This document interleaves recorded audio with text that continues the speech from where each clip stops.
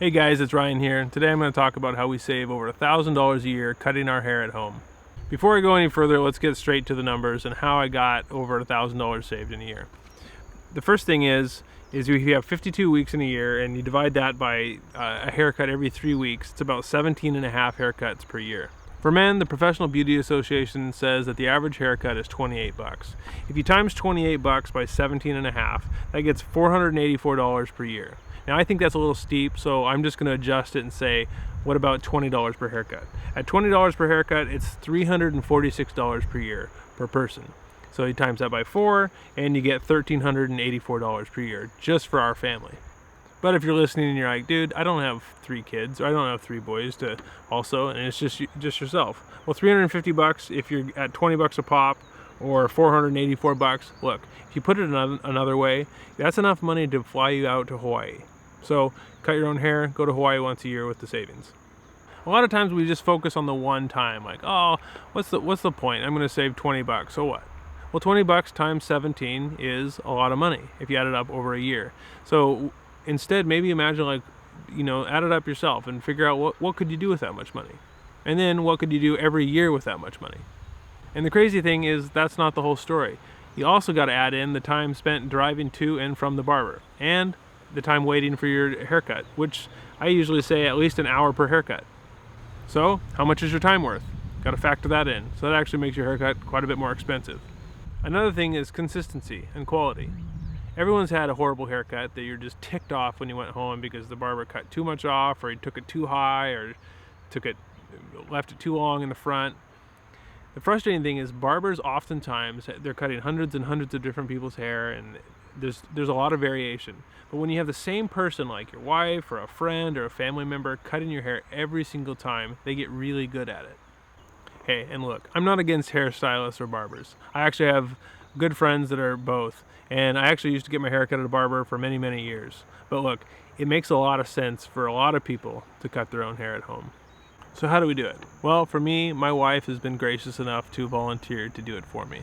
Now, when we first started, I just had a simple buzz cut. So honestly, that's one of the easiest ways to start. Just start really simple and just cut it all at one level. Cut the sideburns and around the neck.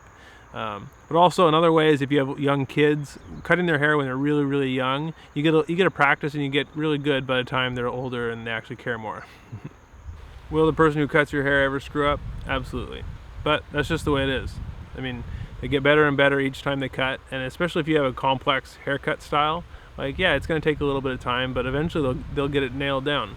But for the most part, most boys and a lot of men, they just have real basic short haircuts, maybe a little bit of a fade, and honestly, it's not that hard. All right, so let's go ahead and get my hair cut and see how it looks. Another benefit of getting your hair cut at home is that you can flirt with your hairstylist the whole time. All right, let's get started.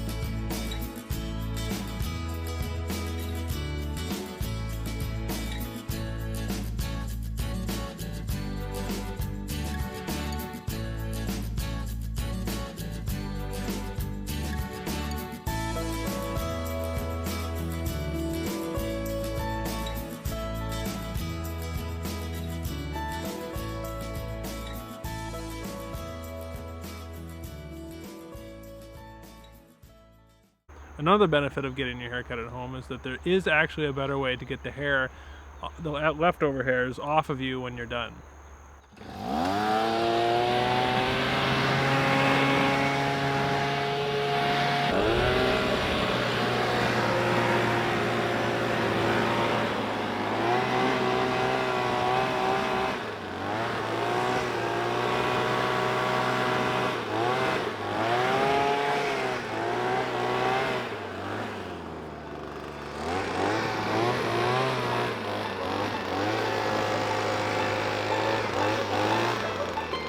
Alright, I think that's it for today, guys. If you liked the video, hit like and subscribe.